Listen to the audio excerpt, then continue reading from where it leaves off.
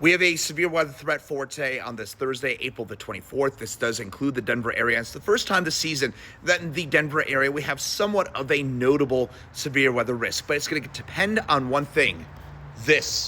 How much sunshine we're able to get this morning is going to be the key part of our forecast. The more sun you've got, the more it destabilizes the atmosphere. Sunshine, obviously it's warm, I don't need to tell you that, but warmer air, basic physics, can hold more moisture. So the warmer it gets, the more moisture you're able to get in the atmosphere. And for us here in dry Colorado, that is usually our lacking ingredient is moisture. We have wind shear today, changing in wind speed and direction with heights that allows storms to kind of rotate and sustain themselves over a long period. So we have that.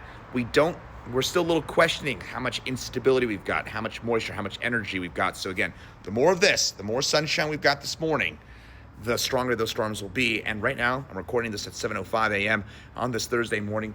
It's sunny here in Denver, which I wouldn't say is ominous, but that does mean that potential for large hail and damaging winds is going to be in place. So let's time it out for you. Between noon and 3 p.m., that's when our first initial wave of storms develops. This will start likely for us in the south side of the Denver metro area, Dougco, Albert County, southern Jeffco. That's where we'll see those storms develop similar to yesterday. Then those storms will drift north.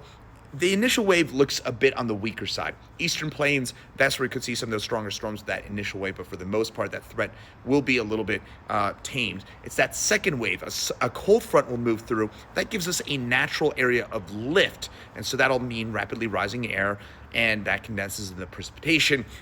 Point being, that second wave looks to be the stronger one that moves through between about 4 and 8 p.m. late this afternoon and tonight. Again, a lot of them will depend on how much sun we get and how much of that energy we use up with that initial wave of storms as well. So a lot of conditional threats, but I think today's a good day to have the car underneath the garage or carport, just in case. Most of you will probably not see hail, but you will have that threat for some hail in the Denver metro area, and that threat will be higher on the south and east sides of the metro area, but everybody will have at least somewhat of a risk today. Damaging winds and even a few isolated tornadoes possible on the eastern plains. I'll keep you posted with the latest.